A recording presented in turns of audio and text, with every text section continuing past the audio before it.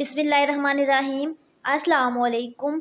My self इकरा अज़हर और आप देख रहे हैं मेरा YouTube channel math zone for we और आज की वीडियो में मैं आपके साथ MTH 104 सेट्स एंड लॉजिक का कोर्स स्टार्ट करने जा रही हूँ और आज की वीडियो में मैं आपको इसका फर्स्ट लेक्चर करवाऊँगी और मैं आपको ऑल लेक्चर अपने चैनल पे इसके एक्सप्लेन करूँगी। ठीक है, कौन कौन सी चीज़ें इंपॉर्टेंट है पेपर पॉइंट ऑफ व्यू से, आपने कैसे प्रिपरेशन करनी है सारा। ठीक है, तो लेक्चर नंबर 1 को स्टार्ट करते हैं। First slide, introduction. What is this course. ठीक है, ये कोर्स क्या है, सेट एंड लॉजिक क्या है, why do we study it, what is relation between set and logic. ठीक है, लेक्चर नंबर 1 में ये पॉइंट आप कवर करोगे। इंट्रोडक्शन। अच्छा, इंट्रोडक्शन में क्या कहते हैं कि हमारे पास प्रूफ क्या होता है। देखें, प्रूफ का क्या मतलब होता है। मैथ के अंदर आपने पढ़ा होगा कि प्रूफ करें कि left hand side is equal to right hand side, ये चीज़ आपने पढ़ी होगी। देखें, कह रहे हैं कि अगर हम कोई भी सर्टन एग्जाम, ठीक है, डिमोन्स्ट्रेट, ठीक है, किसी चीज़ को डिमोन्स्ट्रेट करना, बयान करना, ठीक है, अज्यूमिंग सर्टन एग्जाम, यानी कि कुछ एग्जाम्स को यूज़ करके, कुछ स्टेप को यूज़ करके हम किसी चीज़ को प्रूव करते हैं मैथमेटिकली। ठीक है, कि ये स्टेटमेंट ट्रू है। ठीक है, इस चीज़ को हम कहते हैं प्रूफ। आप कहते हैं कि जो प्रूफ है, इसमें मेन चीज़ ये है जो अपने याद रखनी है कि प्रूफ जो है वो लॉजिकल आर्गूमेंट है। ठीक है, ना कि इम्पेरिकल। ठीक है, इम्पेरिकल नहीं है। अब लॉजिकल क्या देखें, a proposition is true in all case. ठीक है, before it is considered a theorem of mathematics. देखें, कुछ चीज़ें होती हैं जो नेचुरली प्रूव होता है। ठीक है, कि ये चीज़ इसके इक्वल है, ये ट्रू है। जैसे हम कहते हैं 1+2 = 3, प्रूफ।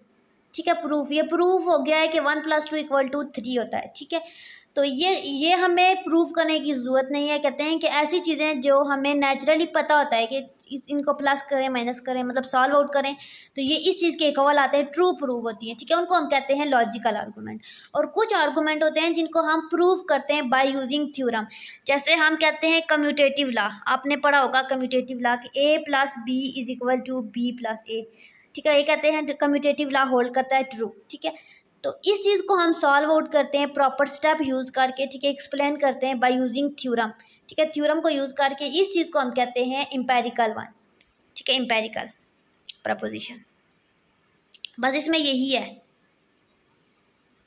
इसमें इतना कुछ भी नहीं है जो एक्सप्लेन किया जाए। ठीक है, उसके बाद नेक्स्ट है वही, ये कह रहे हैं कि हमारे पास ये सारी काइंड है। अच्छा, kind of object, talking question, forming products, induction and recursion. उसके बाद सबसे जो फर्स्ट टॉपिक है वो है बेसिक कंसेप्ट्स ऑफ सेट। तो आज के लेक्चर में हम करेंगे बेसिक कंसेप्ट्स ऑफ सेट। देखें, सबसे पहले सेट क्या होता है ये मैं आपको पूरा बता दूं कि ये जितना भी सेट का टॉपिक है ना, उसके अंदर एक ही चीज़ को वो एक्सप्लेन करें। इंग्लिश में आप पढ़ोगे तो आपको समझ आ जाएगी, मैं आपको अपने तरीके से वो सारा बता देती हूँ। कि कह रहे हैं कि हमारे पास यहाँ पे a well defined list, collection और क्लास ऑफ ऑब्जेक्ट। ठीक है, एक अच्छे तरीके से किसी चीज़ को बयान करना, उसको इकट्ठा करके लिखना, उसको हम कहते हैं सेट। अब देखें, सेट को कैसे लिखते हैं। सेट को हमेशा कैपिटल वर्ड से लिखते हैं। ठीक है, जो बाहर वाले लफ्ज होते हैं ना सेट के, वो हमेशा कैपिटल लिखते हैं। ए लिखो, बी लिखो, सी, कुछ भी। फिर हम लिखते हैं इक्वल का साइन और फिर हम कर्ली ब्रैकेट डालते हैं। ठीक है, और उसके अंदर हम नंबर लिखते हैं, उनको कोलेक्ट करते हैं, उसको हम कहते हैं collection of well defined object is called set. अब हम कहते हैं सेट ए लिखें। ठीक है, तो ये मैंने सेट ए लिखा है, उसके अंदर मैंने एलिमेंट लिखने। अब मैं कहती हूँ set of natural number, set of real number, set of vowel, ये सारी सेट की एग्जांपल है। मैं लिखती हूँ सेट ऑफ वॉवल। अब वॉवल क्या होते हैं, हमारे पास इंग्लिश के अल्फ़ाबेट के 5 वर्ड होते हैं, ए, ई, आई, ओ, यू। अब इन सब के दरमियान में हम कॉमा डालते हैं। ठीक है, ये याद रखना। और यही सारा इंग्लिश में लिखा हुआ है कि एक collection of well defined object. ठीक है, उसको हम कहते हैं सेट। और सेट को हम रिप्रेजेंट करते हैं कैपिटल लेटर से। और सेट को हम जब लिखते हैं तो साइड पे हम कर्ली ब्रैकेट डालते हैं दोनों, और फिर अंदर एलिमेंट्स उसके जो नंबर लिखते हैं, गिनती के लिखते हैं, ABC के लिखते हैं, जो भी लिखते हैं, ये सारे जो लिखते हैं ना, इनको हम कहते हैं एलिमेंट ऑफ सेट। ठीक है, इसको एलिमेंट ऑफ सेट कहते हैं। और इनको सेपरेट करते हैं कॉमा साइन से। ठीक है, सारों के दरमियान में कॉमा डाल के इनको सेपरेट करते हैं। ठीक है, और यही चीज़ सारी इसके अंदर एक्सप्लेन हुई भी है। अब कह रहे हैं कि सेट क्या होता है। देखें, सेट कैन बी पीपल। ठीक है, नंबर ऑफ पीपल्स, मैं कहती हूँ कि लोग। ठीक है, people whose age is less than 20, ठीक है। 20 से कम उम्र लोगों का, ठीक है, मजमू अगर उनको इलाक करके लिख लेते हैं तो वो 20 से कम साल लोगों का सेट हो जाएगा, ठीक है। सेट ऑफ चेयर, कुर्सियों का set. Set of table, set of cup का सेट, टेबल का सेट, ठीक है, सारे सेट में आ जाते हैं। सेट ऑफ नेचुरल नंबर, गिनती के नंबरों का set. Set of real number, set of prime number, set of even number, ठीक है, सारे सेट में आ जाते हैं। उसके बाद ये वही बात बता रहे हैं सारी जो मैंने बता दिया है कि एक सेट को जब हम लिखते हैं उसको हम इस ब्रैकेट से लिखते हैं, ठीक है, और उसके दरमियान में कोमा डालते हैं, सेपरेट करते हैं कोमा से, ठीक है। वो सारी एग्जांपल जो मैंने बताई है। अब सेट की जो कुछ फॉर्म होती है, एक होती है टेबुलर फॉर्म, ठीक है, यहाँ पे टेबुलर फॉर्म होती है। एक होती है डिस्क्रिप्टिव फॉर्म, एक होती है सेट बिल्डर नोटेशन, ठीक है। इसके अंदर जस्ट टेबुलर फॉर्म का जिक्र अभी तक आया है, ठीक है। अगर वो आया तो मैं आपको बता दूंगी, ठीक है। 3 फॉर्म होती हैं। अच्छा जी, टेबुलर, टेबल, ठीक है, और टेबल किस में होते हैं, गिनती की फॉर्म में होते हैं। टेबुलर फॉर्म में आपने काउंटिंग लिखनी होती है, टेबल गिनती के नंबर आप ये रटा लगा लें, ठीक है, 1 2 3 कॉमा, ठीक है। ये ऐसे नंबर जो लिखते हैं, जैसे मैंने भी आपको एग्जांपल बताइए कि 1 2 3 ऐसे लिखते हैं और दरमियान में कॉमा डालते हैं और ब्रैकेट लिखते हैं और कैपिटल ए लिखते हैं, ठीक है। इस फॉर्म को, ये मैंने आपको बताया ना, सेट होता है, लेकिन ये सेट की कौन सी फॉर्म होती है, टेबुलर फॉर्म होती है। अब इसके अंदर ए बी भी आ जाए तो वो भी टेबुलर फॉर्म में आ जाता है, ठीक है। या बंदू का नाम आ जाए अली हमजा, ठीक है, कोमा डाल के, तो वो भी टैबुलर फॉर्म आ जाती है। उसके बाद आती है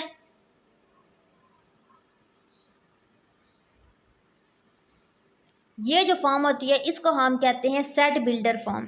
देखिए इसमें क्या होता है, कैपिटल नंबर से लिखते हैं, ब्रैकेट वो इक्वल डालते हैं, ब्रैकेट डालते हैं, और पावर फॉर्म में होता है यूँ स्लैश होती है और एक्स बाय एक्स ऐसे, या ए बाय ए, ठीक है, ये लिखते हैं। उसके बाद आगे जो लिखते हैं जो भी स्टेटमेंट, इवन है, ऑड है, प्राइम है, जो भी, ठीक है। इस फॉर्म को हम कहते हैं सेट बिल्डर फॉर्म। उसके बाद आती है डिस्क्रिप्टिव फॉर्म। डिस्क्रिप्टिव फॉर्म में हम डिस्क्राइब करते हैं, इंग्लिश की स्टेटमेंट में लिखते हैं, जैसे कहते हैं set of all even number, ठीक है। ये कौन सी फॉर्म है, ये देखिए इंग्लिश में लिखा हुआ है सीधा लाइन में, कोई कॉमा नहीं है, कोई सेपरेशन नहीं है, कोई इसमें एक्स बाय एक्स स्लैश की फॉर्म नहीं है, तो उसको हम कहते हैं डिस्क्रिप्टिव फॉर्म। ये 3 सेट की फॉर्म होती हैं। अब इस सेट की कुछ एग्जांपल बताइए ने, 1 3 7 एंड 10 आर नेचुरल नंबर, ठीक है। सोल्यूशन ऑफ इक्वेशन, ठीक है, ये सारे सेट की मतलब एग्जांपल में आ जाती हैं। अब ये देखें अगर यहाँ पे, तो ये देखें ये भी सेट की फॉर्म है, और अगर ये आपसे पूछ लेते हैं पेपर में कि ये सेट की कौन सी फॉर्म है, तो ये देखें ये कौन सी फॉर्म है, एक्स बाय एक्स लिखा हुआ है यहाँ पे, एक्स बाय एक्स, तो ये कौन सी फॉर्म है, सेट बिल्डर फॉर्म है, ठीक है। ये सारी सेट बिल्डर फॉर्म है। और ये कौन सी फॉर्म है, इसमें सीधा लिखा हुआ है और दरमियान में कॉमा है, तो ये टेबुलर फॉर्म है, ठीक है। उसके बाद ये देखें द पीपल लिविंग इन अर्थ, ये देखें सीधी सीधी इंग्लिश की लाइन है, ठीक है, ये डिस्क्रिप्टिव फॉर्म आ जाती है सेट की।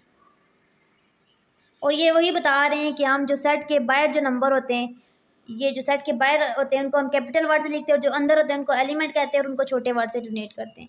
और ये देखें ये सेट की एग्जांपल आ गई है एक। अच्छा, belong to not belong to का क्या मतलब होता है, यहाँ पे 2 चीज़ें ये एमसीक्यूज में पूछ सकते हैं। देखें ये होता है बिलोंग टू और ये होता है नॉट बिलोंग टू, ठीक है। अब ये कैसे पता चलता है, यहाँ पे देखें एक सेट के अंदर हम देखते हैं, ठीक है, लेट्स सपोज कि ये हमारे पास सेट है। अब देखते हैं कि एलिमेंट सेट के अंदर है या नहीं है, ठीक है। तो यहाँ पे कह रहे हैं कि पी बिलोंग टू ए, ये देखें कह रहे हैं पी बिलोंग टू ए, यानी कि पी बिलोंग टू ए, ये इसका मतलब है, यानी कि जो सेट ए है उसके अंदर पी मौजूद है। यहाँ पे देखिए सेट के अंदर कहीं पे पी मौजूद है 1 3 7 10 के अंदर नहीं, तो ये हम कहेंगे पी नॉट बिलोंग टू ए, ठीक है, इसका होगा पी नॉट बिलोंग टू ए। लेकिन अगर मैं कहती हूँ 1 बिलोंग टू ए, ठीक है, 1 बिलोंग टू ए, तो ये इस बात सच है, यस, ए सेट के अंदर 1 मौजूद है तो इसका मतलब है बिलोंग है। लेकिन मैं अगर कहती हूँ 2 बिलोंग टू ए, तो यहाँ पे बिलोंग है नहीं, इस सेट के अंदर 2 नहीं है, तो ये नॉट बिलोंग टू हो जाएगा, ठीक है, ये चीज़ होती है। नेक्स्ट है empty set, subset and universal set. अच्छा ये कुछ एग्जांपल है सेट की, ये आपने खुद रीड आउट कर लेनी है, इसमें कुछ भी एक्सप्लेन करने वाला नहीं है। अच्छा यूनिवर्सल का क्या मतलब है, यूनिवर्स, कायनात। अब कायनात में क्या आ जाता है, दुनिया की हर चीज़ आ जाती है। तो यही कह रहे हैं कि मैथ में जितने भी गिनती के नंबर हैं, ठीक है, वो सारे यूनिवर्सल सेट में आ जाते हैं, ठीक है। जितने भी मैथ के अंदर नंबर हैं, काउंटिंग नंबर, ठीक है, वो कहते हैं सेट, यूनिवर्सल सेट। और यूनिवर्सल सेट को हम कैपिटल यू से रिप्रेजेंट करते हैं। और अगर इसकी प्रॉपर डेफिनेशन करनी हो तो आपने कहना है all set under investigation in all application of set theory, ठीक है, यहाँ तक आपने करना है यूनिवर्सल सेट, ठीक है। और इसको कैपिटल यू से रिप्रेजेंट करते हैं इसको हम। आप कह रहे हैं कि अगर हम एक प्लेन जियोमेट्री है हमारे पास, ठीक है, और उसके अंदर हमारे पास यूनिवर्सल सेट क्या होता है, तो उसके अंदर जितने भी हम पॉइंट बनाते हैं ना उस प्लेन के अंदर, ठीक है, वो सब यूनिवर्सल में आ जाते हैं, ठीक है, क्योंकि आल चीज़ें आती हैं, मैंने आपको बता दिया है। Human population study the universal set consist of all people in the world. अब अगर हम लोगों की बात करते हैं, सेट के अंदर लोग लिखते हैं, तो हम अगर यूनिवर्सल सेट की बात करेंगे तो दुनिया में मौजूद हर बंदा आएगा उसमें, क्योंकि यूनिवर्स पूरी कायनात आ जाती है। तो इस सेट के अंदर जिस चीज़ की भी बात होगी उसका होल मतलब पूरी जनरेशन आ जाएगी, चाहे वो गिनती के नंबर हो चाहे वो रियल लाइफ हो। अच्छा, सब सेट क्या होता है? Suppose every element in A is also an element of B. इसका क्या मतलब है कि अगर हमारे पास एक ए सेट है और एक बी सेट है, ठीक है, दो सेट हैं और ए सेट का हर एलिमेंट बी सेट के अंदर मौजूद है, उसको हम कहते हैं सब सेट ऑफ बी, ठीक है। जैसे कि मेरे पास एक सेट है ए 1 2, ये देखें 1 2 है, और बी है 1 2 3। तो अगर हमारे पास ए सेट के अंदर जितने भी एलिमेंट है वो सब एलिमेंट बी के अंदर मौजूद होंगे, तभी ए सबसेट होगा बी का। देख लेते हैं। ए के अंदर हमारे पास क्या है 1 2। अब ए का हर एलिमेंट बी के अंदर मौजूद होना चाहिए। ए 1 2 दोनों मौजूद हैं, लेकिन यहाँ पे 3 एक्स्ट्रा है, ठीक है, इसको छोड़ दें। इन्होंने क्या कहा है कि A is subset of B, यानी कि जो सबसेट होता है उसका हर एलिमेंट होना चाहिए। तो हर एलिमेंट मौजूद है तो सबसेट है। सबसेट के लिए हम लिखते हैं यूं, जो सबसेट होता है वो। तो ए सबसेट है या बी सबसेट है, तो ए जो है वो सबसेट है बी का। ये बात ट्रू होगी इस एग्जांपल से। और अगर नहीं है सबसेट तो हम कह देंगे नॉट सबसेट ऑफ, या B is subset of A. B subset of A यहाँ पे है नहीं, यहाँ पे बी सबसेट नहीं है। देखें, अगर हम लिखते हैं यहाँ पे बी इज सबसेट ऑफ ए, तो बी का हर एलिमेंट ए में होना चाहिए। तो देख लेते हैं, बी का 1 भी यहाँ पे है, 2 भी है, लेकिन बी का 3 यहाँ पे नहीं है, तो ये वाली कंडीशन नहीं होगी, ये वाली कंडीशन होगी, ठीक है। Next, empty set. इम्पटी का मतलब होता है खाली, ठीक है, ऐसा सेट जो अंदर से बिल्कुल खाली हो उसको हम कहते हैं इम्पटी सेट। उसको हम इम्पटी सेट भी कहते हैं, नल सेट भी कहते हैं, और उसको रिप्रेजेंट करते हैं फाई सिंबल से। ये कुछ एग्जांपल है सेट की, ये हम देख लेते हैं क्या है। अच्छा, ये हमारे पास ए बी सी 3 सेट हैं, और बताना है कि सी ए का सबसेट है, सी बी का, इसमें क्या क्या सबसेट है। देखिए, सी ए का सबसेट है, देख लेते हैं। सी सेट है ये, और वो ए का सबसेट है, ठीक है, यानी कि ये वाला सेट इसका सबसेट है। देख लेते हैं इसके अंदर क्या है 1, इसके अंदर भी 1 मौजूद है, इसके अंदर है 5, इसके अंदर भी 5 मौजूद है, यानी कि इस सेट के सारे एलिमेंट ए के अंदर हैं, यानी कि यस सी जो है ए का सबसेट है। अब देख लेते हैं क्या सी बी का सबसेट है, ये कंडीशन। तो देखें ये सी और बी का सबसेट है, तो सी बी का सबसेट है, तो सी में भी 1 है, इधर भी है, इधर भी 5 है, इधर भी 5 है, तो यस ये भी कंडीशन सेटिस्फाई है। आप देखते हैं क्या बी सबसेट है ए का, तो ये बी है और ये ए है। अब बी का पहला 1 यहाँ पे है, और यहाँ पे बी में 2 है, यहाँ पे 2 नहीं है, तो ये सबसेट नहीं है, ठीक है। इस तरह से आपने प्रूव करना है। और कुछ है प्रॉपर्टीज़ ऑफ सेट,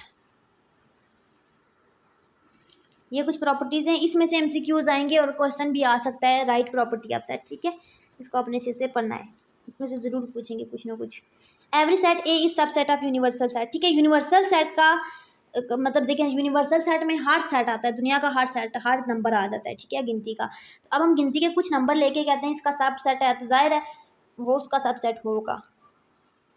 उसके बाद नेक्स्ट कहते हैं every set A is subset of itself. हाँ, एक सेट अपने सेट का सबसेट ज़रूर हो सकता है। उसके बाद अगर ए सबसेट है बी का और बी सबसेट है सी का, तो ज़रूरी है कि ए सबसेट होगा सी का भी। अगर ए सबसेट है बी का और बी सबसेट है ए का, then A is equal to B भी हो सकता है। 2 कंडीशन है, ठीक है। यहाँ पे लेक्चर नंबर 1 कंप्लीट हो गया, और नेक्स्ट वीडियो में आपको इसका लेक्चर नंबर 2 मिल जाएगा। बाकी वीडियोस के लिए, बाकी लेक्चर्स के लिए चैनल के साथ इन टच रहें, चैनल को सब्सक्राइब करें, और वीडियो पसंद आए तो अच्छा सा कमेंट करें। दुआ में याद रखें। अल्लाह हाफिज़।